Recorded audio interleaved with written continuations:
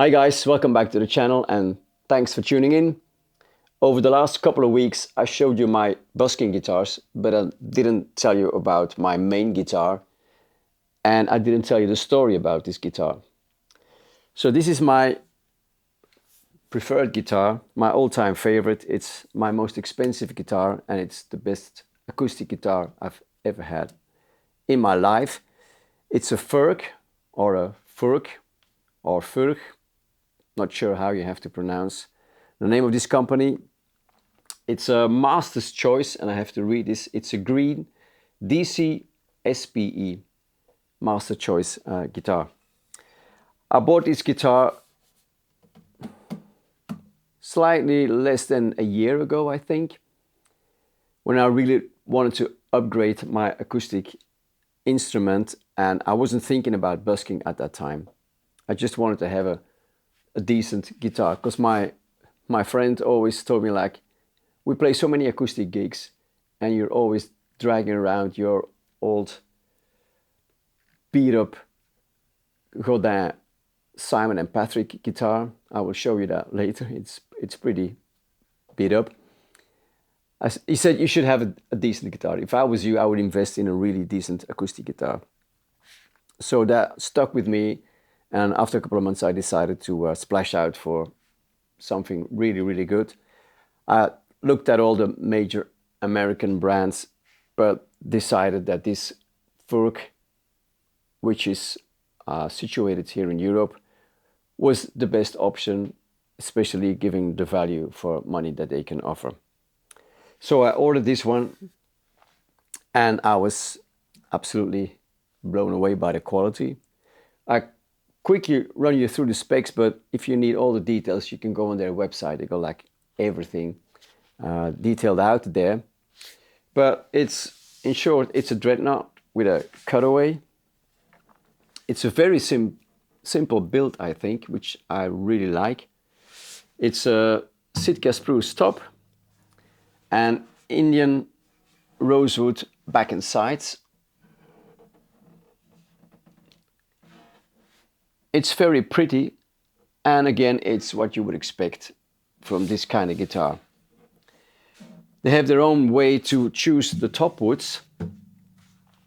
They tune them, so I think they sand them down up until the point that they really resonate. So they take their time preparing the top wood, which is actually the most important bit of your acoustic guitar, for producing the sound.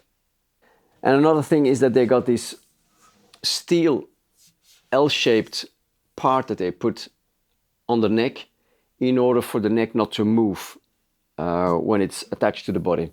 So this should be totally secure. I will put a picture on screen about that system as well. But again, if you want to know all the details, they've got everything explained on their website. For me, it just needed to be a really good guitar, playing easy and sounding fantastic, and that's exactly what it does. So yeah, you've heard the little sound clip at the intro. I'm just using this mic because I've noticed that with this mic, I sort of record the sound that I hear when I'm playing it. If I put a microphone there, it sounds really good, but it sounds different than what I'm hearing as a player, because this is right next to my ear and it picks up the sound exactly at the same spot as where my ears are, and sort of it sounds more or less like the way I get the sound to my ears. So I chose that option. So what can I say? Build quality, it's absolutely perfect. There's nothing, I mean, as you can expect from a guitar that is close to 2,500 euros or dollars, listed on their website. There's always bargains to be found left and right. I didn't pay that much for this guitar. I think I paid sort of maybe 1,900. Oh yeah, did I mention it's got an LR Baggs Stage Element Pro pickup with a built-in tuner. I'll put a picture of their bracing on the screen as well, so you can check that out. It's an X-type bracing. And they got a special way to paint the guitars. I think the varnish is specifically made for allowing the guitar to resonate as much as possible. This is not like a factory built. This is a custom shop luthier built guitar. So everything is specifically chosen to fit that instrument. It's not like they bought pieces of a certain type of wood, they chopped it up and they made it into guitars. No, this is a different approach. That's why you pay so much more for a luthier or a custom built instrument. And this reflects, of course, in the playability, the sound quality, and the durability of the instrument. But there's a story to this guitar, as seems to be the case with my guitars. So after I had it for a couple of months, and I played one gig, I think, with the guitar. Yeah, we played one outdoor gig. After that gig, I decided to put a transparent scratch plate on the guitar, a really thin one, because I pick quite hard. And as you will see when I pull out my previous guitar, I damaged the top wood with my pick. Because sometimes you need to dig in really hard to get the sound that you want. So while I was working on that scratch plate, I noticed a weird like design in the wood, like a line in the wood that looked a bit out of place, just on the side of the guitar. And I held it to the light and I thought, that's weird. Is that a crack in the finish? And I will put a photo on the screen. So at the beginning I thought it's a crack in the lacquer, and I could feel it when I run over it with my nail. It sort of clicked. I took it to my luthier and we both looked at it, and he said, I think I can move the wood, and it moves on this part of the line and not on that part. So he said, I think the wood is cracked. And I said, that's really odd. I mean, this kind of guitar, the wood shouldn't be cracked, but of course things can happen. I never dropped the guitar. I take maximum care of my guitars. So that was totally out of the question. I didn't do anything with the guitar. But indeed, when I pushed down on the top, I could actually see the wood going down a bit, and behind that crack, the wood was stable. So it seemed like there was a crack in the wood. So I contacted the guys at Furch, and that was what really surprised me. The customer service was just fantastic. So they asked me to send some photos. They looked at the photos and they said, yeah, it looks like a crack and we're going to take care of you. Just send us the guitar back and we will see what needs to be done and we will keep you posted. So I did that, sent the guitar back, and after a week, the guitar arrived and they contacted me. I didn't contact them, they contacted me, which is unusual these times. They contacted me and they said, yeah, we think it's a crack in the wood and we will replace the top of the guitar and it will cost you nothing. We will take it on us. We don't know what happened, but yeah, just let us handle the guitar and we'll take care of you. So that was like, wow, fantastic. What a service. And on the other hand, I was like, how do you remove a top from an acoustic guitar and replace it with another one? There's nothing that you can bolt or unbolt, or there's no way to remove this top without damaging everything else, I thought. But apparently it is possible. I'm not a guitar builder. I just let them do what they needed to do. And it turns out they take the bridge off, that was replaced. They unglue the top from the sides. I mean, can you imagine separating these two things with the binding and everything? I mean, binding, the multiple bindings.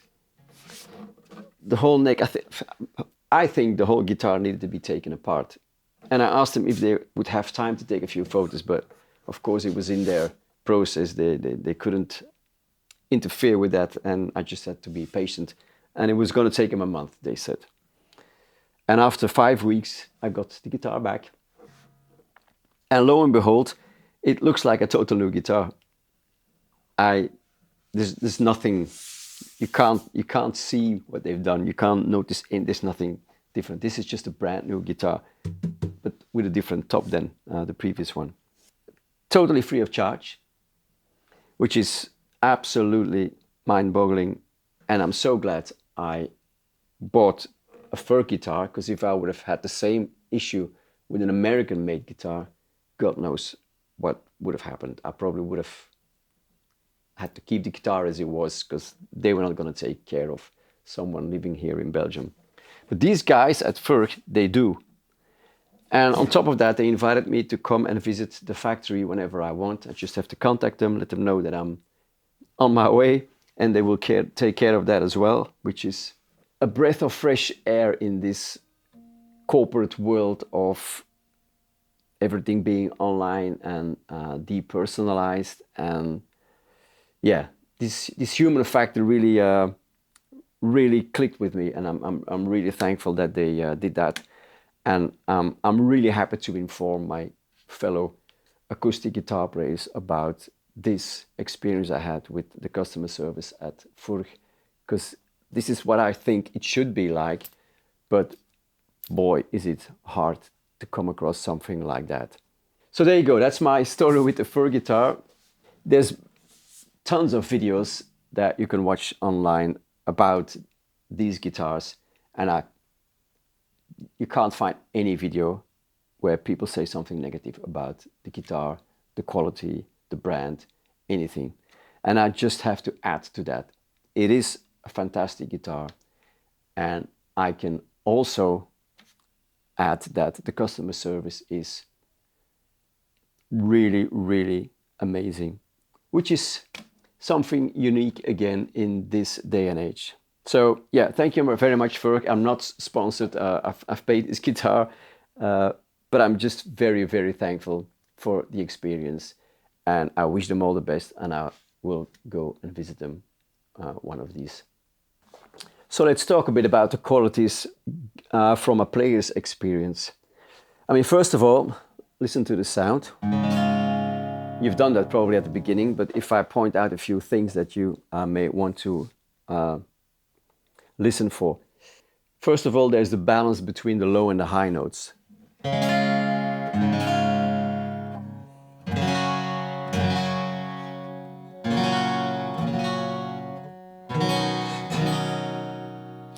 So you can hear well, I hope you can hear the powerful nature of the sound. It's not like a thin sound. It's not like a weak or modest sound. It's very proud and upfront.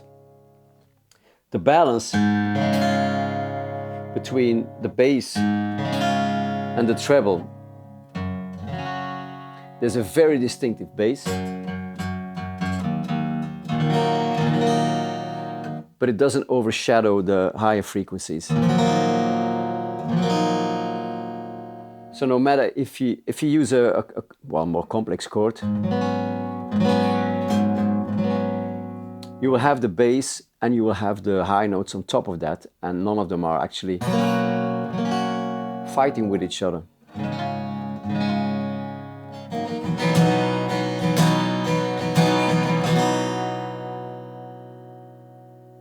Sustain is good, really good.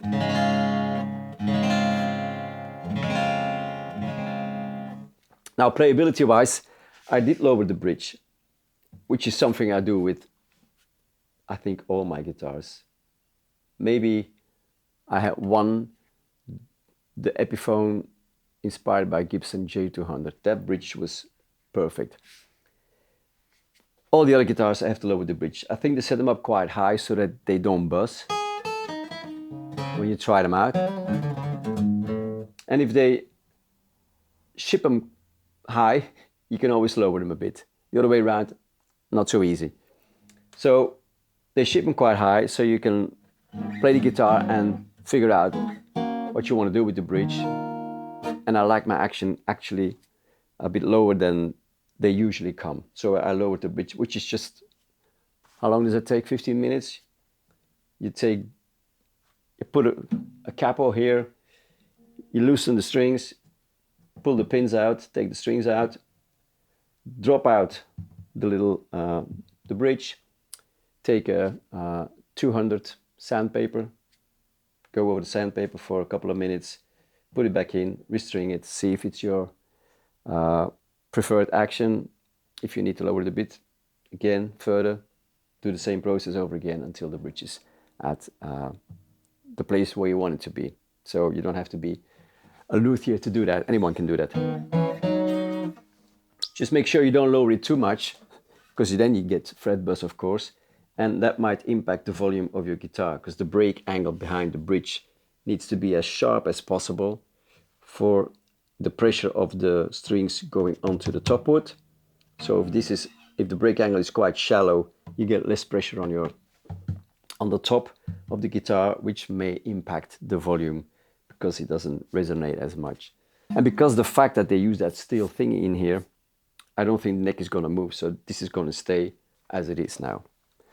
So it plays really nice. I think the neck is a bit wider than some of my guitars. I'm not quite sure, but this feels more like... Should I measure it?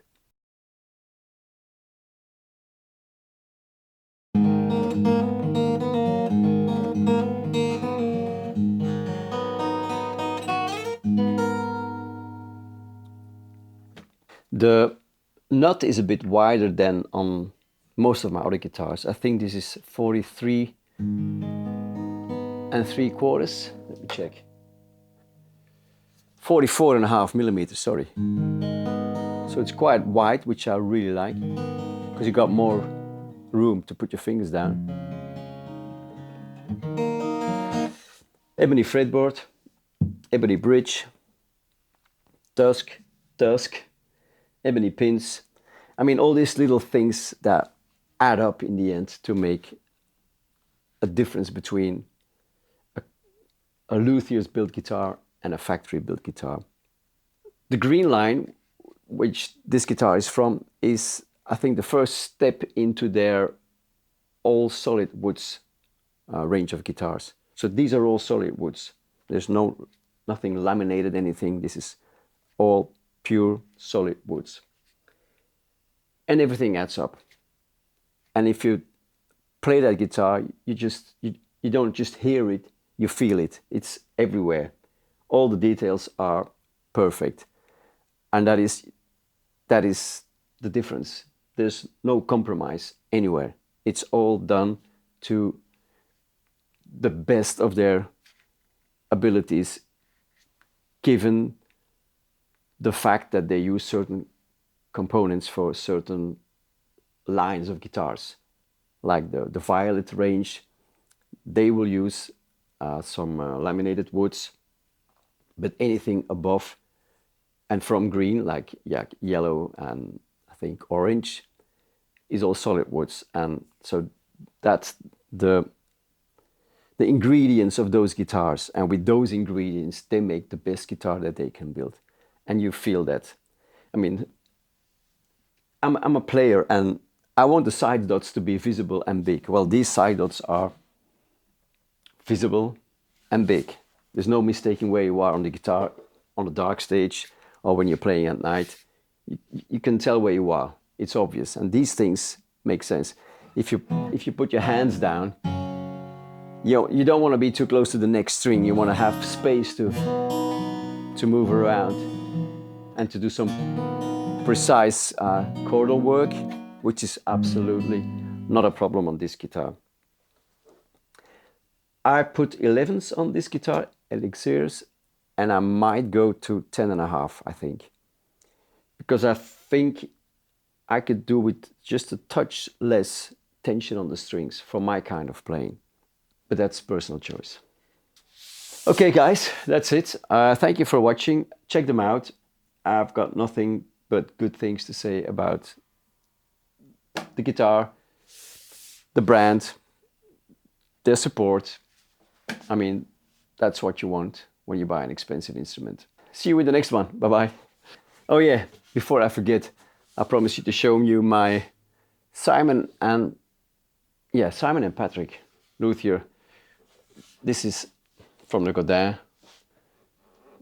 Guys, I mean, look, I come a bit closer. So this used to be a scratch plate.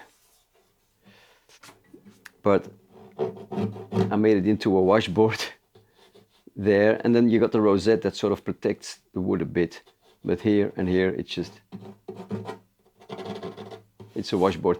So the scratch plate started to move. You can see where it's been there, it's been there, it's been there, so it's been slowly shifting to the bottom because of my picking, and eventually it just came off. So I quite like the look of this guitar. I bought this guitar 20 years ago. Well, no, 25 years ago. Brand new. I mean, it's in pretty good nick. The neck, the body. There's not much going on with it, except for this. This is totally trashed. I'm not gonna ever dig through the wood. It's not gonna be like that. But this guitar is being played a lot. And this is a cedar top. And a cedar top has got a very distinctive sound.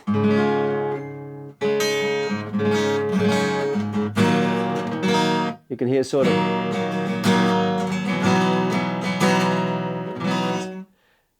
It's almost funny.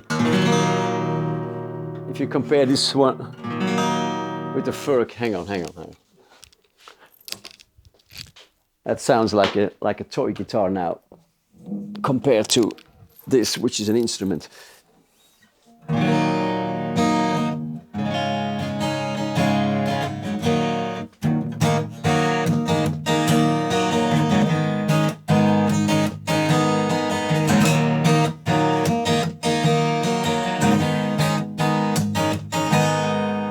Tonight. All right, guys, bye.